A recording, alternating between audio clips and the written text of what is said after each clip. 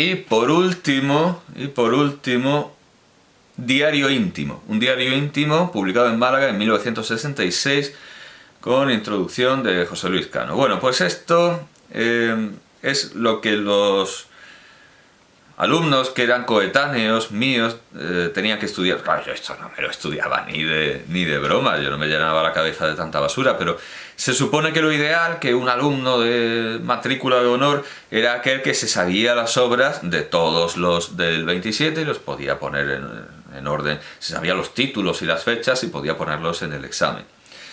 Bueno, pues aquí tenemos su selección. Y como es una edición, insisto que esto es una edición didáctica dedicada a alumnos de secundaria y que no está hecha para su placentera lectura, sino para su estudio y para su trabajo en clase. Por lo tanto, lo que aquí encontramos frecuentemente son comentarios de texto al estilo de los que se requieren en la asignatura de lengua castellana y su literatura. Entonces, por ejemplo, tenemos aquí un poema de los primeros que entre corchetes se titula Cerré mi puerta al mundo porque no tiene título y es el primer verso. Cerré mi puerta al mundo, se me perdió la carne por el sueño, me quedé interno, mágico, invisible, desnudo como un ciego. Lleno hasta el mismo borde de mis ojos, me iluminé por dentro. Trémulo, transparente, me quedé sobre el viento, igual que un vaso limpio, de agua pura, como un ángel de vidrio en un espejo. Clarísima, clarísima la poesía pura de León Felipe y de Juan Ramón Jiménez. León Felipe mucho más puro que Juan Ramón Jiménez, que desea pureza más que la consigue. Encontramos, bueno, esto es de Cuerpo perseguido, 1927-1928. En esto de me iluminé por dentro, vemos naturalmente, vemos la confluencia con Ungaretti, con ese famoso poema de un solo verso, me ilumino de inmenso, un solo verso que es, claro, mucho más puro, sin la faramalla del resto. Pero bueno, es un poema que, claro, desde su primer... es bastante meritorio, desde su primer verso recuerda la máxima de San Agustín, no quieras ir fuera. Y encontramos un comentario que viene a hacer como una especie de historia del arte para ciegos, es decir, nos cuenta lo que hay, pero no nos cuenta las fuentes las fuentes o las confluencias que acabo de mencionar, sino que nos dice el poema sintetiza el proceso de interiorización que emprende Prados. Es decir, cierra la puerta y se queda con lo que hay dentro. El poeta lo dice de una manera veloz, clara y sencilla.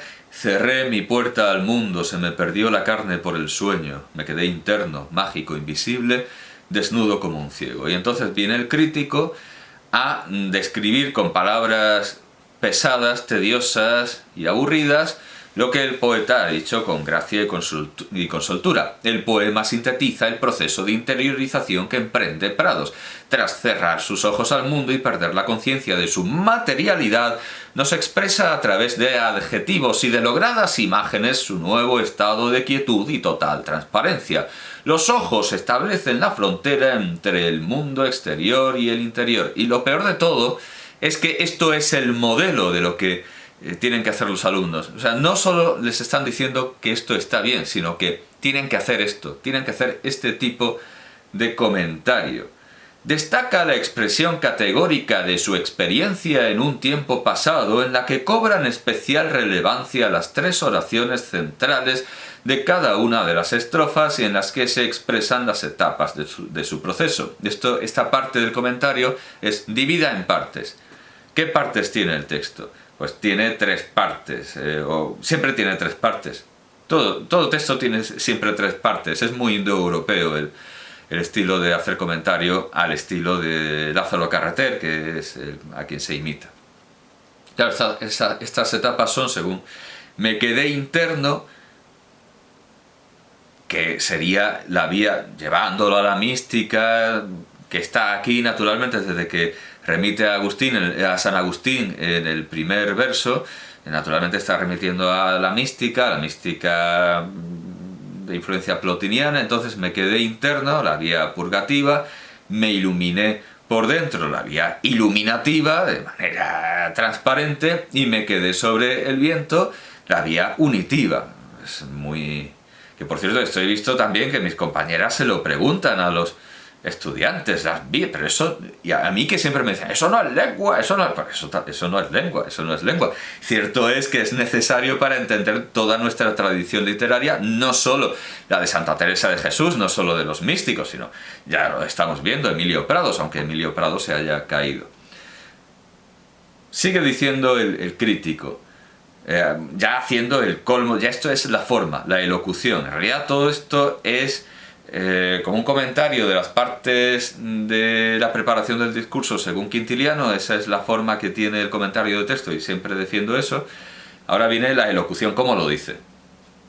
Es decir, en estos 3 párrafos tenemos qué dice, que podemos resumirlo en interiorización, ya está. ¿Qué partes tiene? Las 3 partes de la vía mística. Y por último, ¿cómo lo dice? Prados prefiere utilizar la comparación en lugar de la metáfora.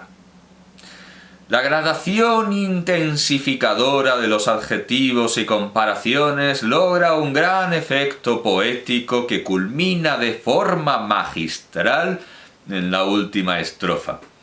Parece que no pudiera alcanzarse... Esto ya no es de Lázaro Carreter, esto es el estilo de Dámaso Alonso, que también es otro gran corruptor de mentes con esto del comentario de texto. Parece que no pudiera alcanzarse mayor grado de transparencia que la que ofrece un ángel de vidrio reflejado en un espejo. Eso sobre el... No es en realidad el último verso, son los 2 últimos versos. Como un ángel de vidrio en un espejo.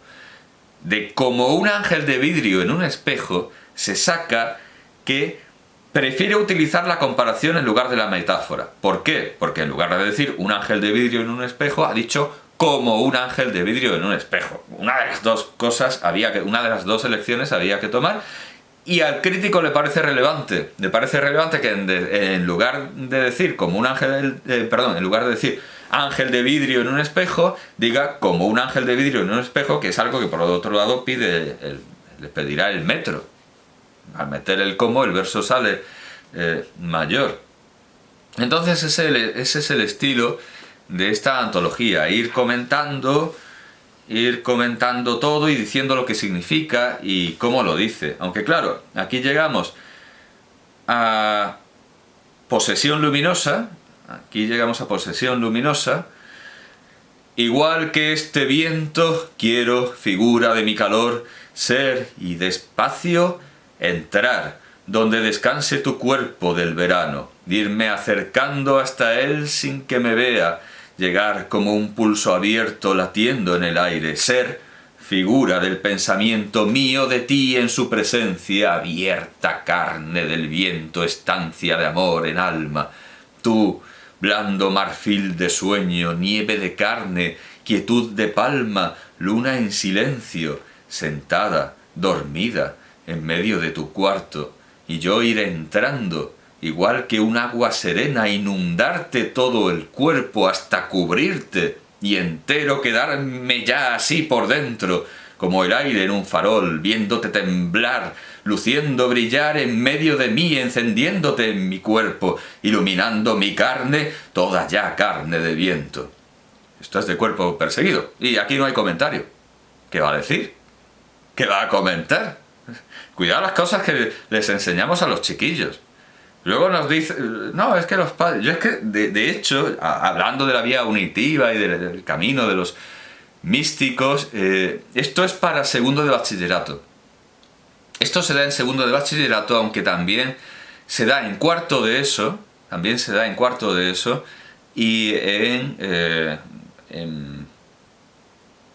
en segundo de ESPA, en segundo de educación para personas adultas.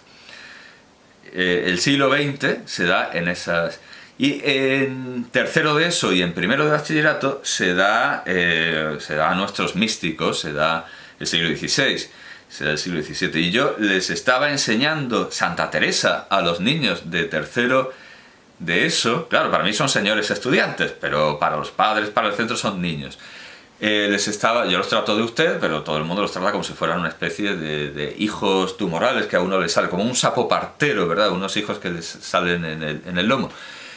Y había que dar Santa Teresa y la programación, porque yo sigo escrupulosamente la programación, yo cumplo la ley más que nadie y por eso el primer año me hicieron amonestaciones de que no la estaba siguiendo, porque ellos que la hacen no la leen y yo sí la hacía.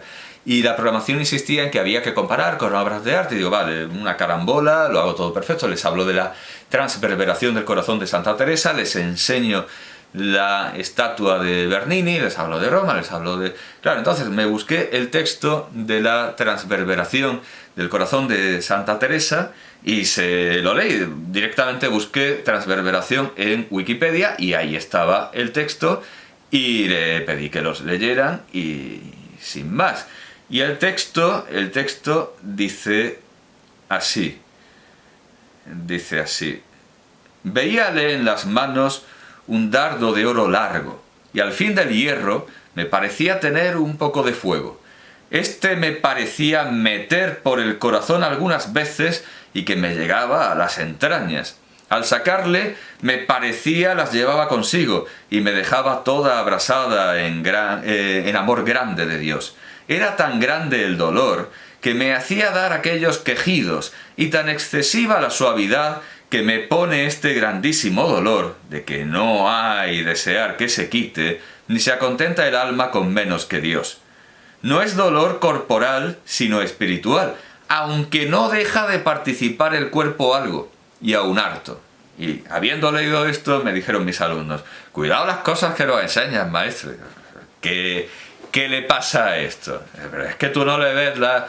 ellos le habían visto una connotación sexual clarísima porque ellos están más acostumbrados a hablar de connotaciones sexuales que de mística y de vías unitivas, etc. Y es muy curioso, bueno, se lo comenté a mis compañeros de departamento que siempre estaban ahí con la programación, es que hay que cumplir la programación que ellos no leían. Les dije eso, es que tenía que enseñarles la estatua de Bernini, que mejor representación de Santa Teresa, y la programación dice que hay que compararlo con las artes visuales, y me dijeron, eso lo pone por poner, la programación eso lo pone por poner, o sea, resulta que lo que ellos hacen hay que cumplirlo a rajatabla, aunque no venga la programación. Lo que no les gusta, no hacen o no saben hacer, eso está puesto por poner, no hay que hacer caso. Resulta que la programación se incumple según la voluntad de la tradición inveterada de cómo se enseña. Bueno, pues de cómo se lleva enseñando desde tiempos de Lázaro Cárter. Bueno, pues me dijeron que tuviera cuidado con lo que les enseñaba. A ver, había que tener muchísimo cuidado con los textos de Santa Teresa. O sea, la programación me dice que yo enseñe a Santa Teresa. Yo les leo a Santa Teresa y me puedo meter en un problema y encima los propios alumnos me dicen que cuidado las cosas que les... Pero es lo que hay. Vamos a ver, que no pongan a Santa Teresa en el programa si a ojos contemporáneos resulta ahora que Santa Teresa es inmoral y que es ofensiva y que es pornografía. Ahora resulta que Santa Teresa es literatura pornográfica a ojos de los alumnos, de los padres de la Concapa, del AMPA y de su... Bueno, en fin, que no lo pongan. Yo insisto en que, vamos, está clarísimo que el programa está hecho por gente que no ha leído ni uno solo de los libros que ordena memorizar y aprender a los estudiantes. Bueno, el caso es que yo se lo comenté a mis compañeros y a los pocos días quise volver a ver el texto y resulta que lo habían amputado en Wikipedia, habían cortado los pasajes que consideraban más escabrosos o dignos de censura y lo habían puesto con corchetes y puntos suspensivos, con lo cual el texto ahora lo acabo de leer de una página de religiosas, lo acabo de sacar de una página de unas monjitas, y ahí sí que se puede citar el texto entero de Santa Teresa, pero resulta que en Wikipedia, en ámbito público, se censura. O sea, vivimos en un siglo en el que se censura a Santa Teresa, como en su tiempo tenía problemas con la Inquisición, pues exactamente igual. Santa Teresa sigue teniendo problemas con la neo-Inquisición, con la nueva Inquisición que vivimos. Entonces, puede ser una razón por la que se haya caído Prados, porque claro, es que cuidado las cosas, que esto iba a los institutos, y esto se leía en las clases, y esto se medía, se escandía, y si se podía memorizar, mejor. Y yo ir entrando igual que un agua serena, inundarte todo el cuerpo hasta cubrirte, y entero quedarme ya así por dentro. Claro, comentario aquí no hay.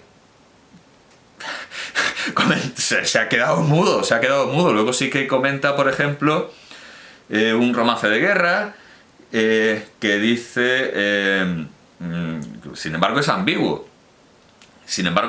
Porque como aquí dice, en eso sí tiene razón, aunque su lenguaje bélico alude a una determinada situación histórica y a la defensa de la capital de España, Prados ha querido trascender las circunstancias de su momento presentándonos a su propio cuerpo como una ciudad sitiada. Ya, entonces encontramos otros versos que... ¿Qué cosas les enseñamos a los chiquillos? Pronto, deprisa, mi sangre, arremolíname dentro, levanta todas mis armas, mira que aguarda en su centro, temblando, un turbión de llamas que ya no cabe en mi cerco. En fin, después tenemos algunas cosas. Esto es de Llanto en Sangre, lo que he leído antes era de Cuerpo Perseguido. Luego tenemos algunos poemas un poco más neopopularistas. Esto es también de guerra, pero cancionero menor para los combatientes. Bueno, palomilla voladora, vuela y torna. Así empieza. Rincón de la Sangre. Esto es de Jardín Cerrado, 1946. Y bueno... Tan chico el almoradug. ¿Y cómo huele? Tan chico.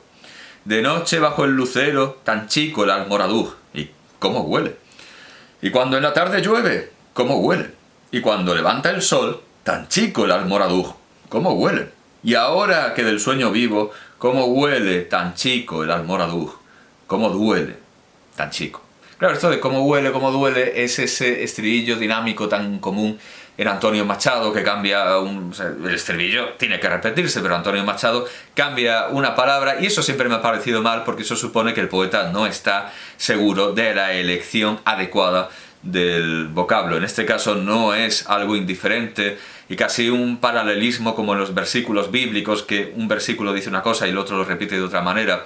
Machado hace eso, pero a lo largo del estribillo. No dos versos contiguos, sino a lo largo del estribillo, y no tiene más que una función paralelística que precisamente rompe el paralelismo y lo que crea es una asimetría, que es todo lo contrario al espaciar la repetición, al espaciar el paralelismo, lo que lo convierte es en un poema no paralelo, precisamente en un poema no paralelístico. Pero en este caso la elección es adecuada, distingue entre huele y duele, aunque es una elección de vocablos bastante pobre. Y esto sí está comentado. Y esto sí está comentado con lo típico. Primera parte. ¿Qué dice? En este breve texto, bueno, más bien, ¿qué es? Este breve texto, a modo de canción, expresa de forma admirable. Pongámonos de rodillas y unas gafas de sol para que no nos deslumbre tan genial poema. Admirable el dolor que el recuerdo de vivencias pasadas puede producir. Prados, en su situación de exiliado en México, recuerda el penetrante olor de la... Siempre con lo sexual todo el rato. El penetrante olor del almoradug mejorana que experimentó en otro momento de su vida y en su tierra natal, Málaga. El pequeño tamaño del almoradug contrasta con su olor y el dolor que produce en Emilio Prados. O sea, esto es traducir cómo huele tan chico. Pues el crítico dice, el pequeño tamaño del almoradug contrasta con su olor y el dolor que produce en Emilio Prados. Es los eventos consuetudinarios que acontecen en la rúa, en lugar de decir lo que pasa en la calle, volviendo a Antonio Machado. El poema logra con gran concisión transmitirnos ese intenso aroma que el poeta, en la vivencia de su sueño actual, recuerda a lo largo de diferentes momentos del día. El ritmo de la canción viene determinado por la reiteración de la exclamación "¿cómo huele?", es decir, que se repite "¿cómo huele?". No nos habíamos dado cuenta. Muchas gracias, crítico, por hacernos visible y patente lo que de otra manera, sin tu colaboración, sin tu ayuda, seríamos incapaces de ver, estaríamos ciegos. Bueno, en fin, luego viene Puñal de Luz, cuyo comentario empieza así. Su título, Puñal de Luz, ya empieza comentando el título. Su título, Puñal de Luz, ya nos anuncia que entramos en una órbita metafísica de orden espiritual, a través de la adjetivación sorprendente por inesperada. En el 27, precisamente lo sorprendente sería una adjetivación esperada, que acompaña al sustantivo puñal. El puñal resulta que es raro que sea de luz. Concebimos que la herida, nos vamos a la herida luminosa de esa garra, concebimos que la herida puede causar tal puñal, la herida que puede causar tal puñal no es cruenta sino luminosa. ¿Esto qué es, Sagarra? Prados ha optado desde el mismo título por ofrecernos una imagen surrealista. Bueno, y hay un comentario muy largo que dice que bajo la aparente... un comentario más largo que el poema, claro. Bueno, esto es adecuado para un comentario. No para un resumen, para un comentario sí. Bajo la aparente sencillez estructural del poema descubrimos, ya hace la copia de... la cornucopia de los recursos poéticos, habla del yo poético entre comillas, todo muy al estilo de los exámenes que se quieren. En la poesía de Emilio Prados también hallamos otros procedimientos que propician una lectura bastante pausada, casi detenida, en concreto las numerosas explicaciones, ya sean precedidas de 2 puntos. Bueno, esto es al estilo de Damaso Alonso. Mira, ha puesto un punto, aquí Góngora ha puesto un punto, vamos a hacer la fiesta de la espuma porque Góngora ha puntuado de una manera admirable. Bueno, en fin. Conclusión, este poema ocupa un lugar central en la poesía de Emilio Prados. En él se sintetiza su peculiar concepción personal. Vive entre 2 cuerpos, uno que ya no reconoce como suyo propio y otro que ha empezado a habitar en él, pero que desconoce. Solo le queda la palabra poética como posible. ¿Merece la pena seguir leyendo? No. Que lean mis alumnos y quienes me escuchan los pocos poemas que vienen en esta antología y ya hemos cumplido con Emilio Prados y más de lo que se merece. Más de lo que se merece, algo en lo que está perfectamente de acuerdo el Estado y la autoridad competente, que lo ha derrocado y lo ha bajado a gorrazos, lo ha echado a patadas del canon que antes se estudiaba y que era importantísimo.